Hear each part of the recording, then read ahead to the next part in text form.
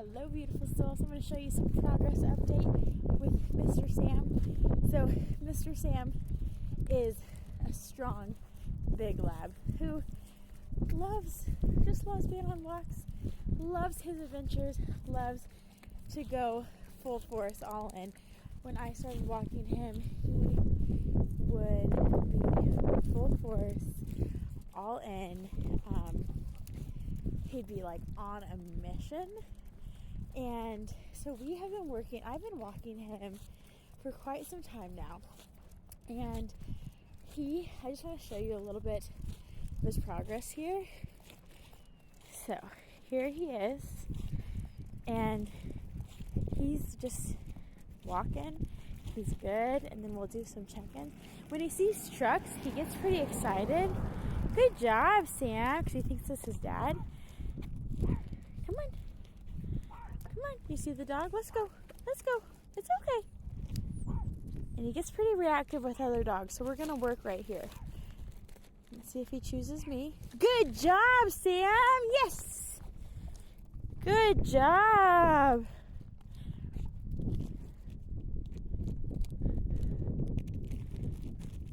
Good job, Sam. That's exactly what we want right there. Now he can look.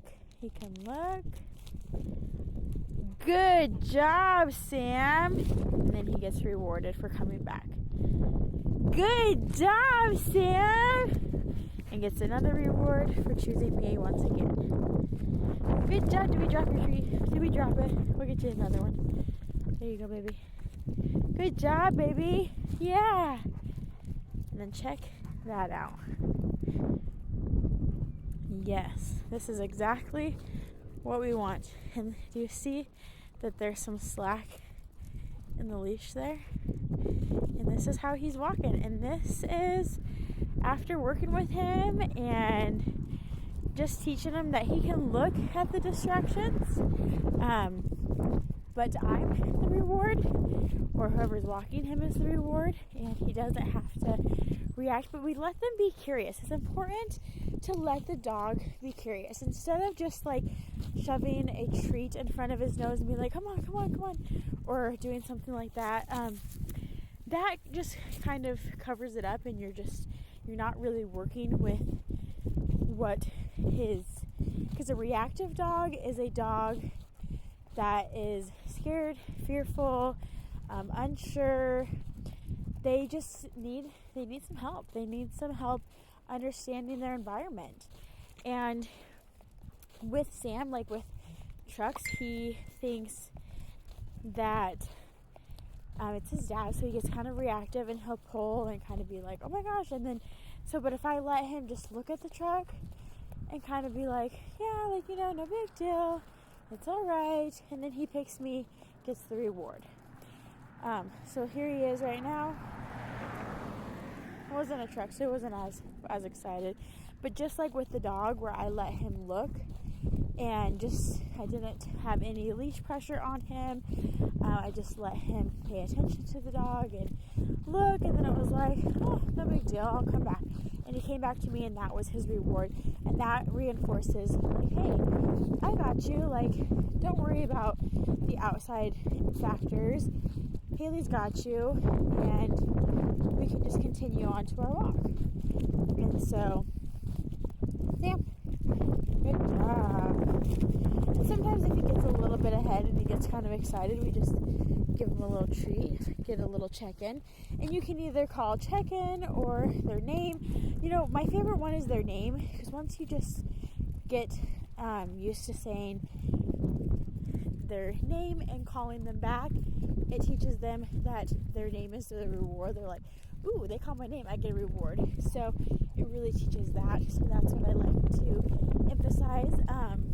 So yeah, that's a little bit of progress with Sam. He's doing awesome. And yes, like just the other day, we seen a dog, and we both weren't quite prepared for the dog, and he went between my legs and pulled me straight into the fence, and we fell down and had an adventure. But, and then we fell down and had to go back to the fence because I lost my AirPods, my phone, and my hand sanitizer all in one because it all fell out of my bag. So, but we're learning. We're just like that example with the dog just a little bit ago. He's learning that dogs, no big deal. So it's just teaching. And sometimes you're going to have a win and it's going to be a great day and it's going to be like, yes, we did it. And the next day you may have a dog, especially with reactive dogs, you never know. The next day you may have a day where he sees a dog, pulls into a fence, and you're just like, done. Great. So you never quite know what you're going to get with reactive dogs, but the more you work, the more you teach them that their environment is safe, that they're okay, and you have them, you've got their back, and you're going to make sure that everything is going to be okay, and you're going to help them to understand that a dog barking doesn't mean that you have to be reactive. Just hang out, choose me, you got it, it's okay. So, we don't want to go into mud, buddy. So, that's a little bit some dog training that I do. Sticker. Alright, we got the sticker out, but yeah, that's a little bit of dog training with soulful dogs. When I train, my intention behind it is soul-based dog training. So I connect to the soul of the dog. I want the dog. I don't cover up things with just treats and rewards, and I don't go about things. Good job. And I don't go about things with harsh discipline or anything like that. You know, if I raise my voice, it's really just kind of like, hey, down, like more of a firm voice, like, but I don't yell, I don't get upset.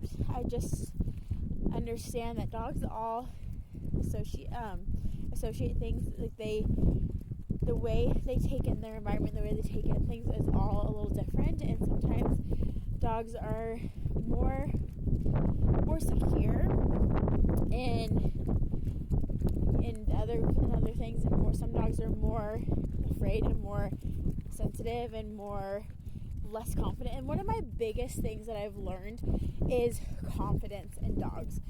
Dogs that are not confident leads to reactivity. If your dog's not quite confident, it's going to be reactive, and if the reactivity means that they're barking at other dogs, they're barking at other people, they're barking at things, they are, shy, they seem sensitive, they seem timid, that's because they're not confident. So if you have a dog that's like, oh, she growls at other people, she doesn't like anyone, it's not because she's mean or she's a mean dog. She's just not confident. So something in their environment has taught them not to be confident, whether it's people related, other dog related, environment related. Something in their environment has taught them not to be confident, and that's what's teaching them to be reactive.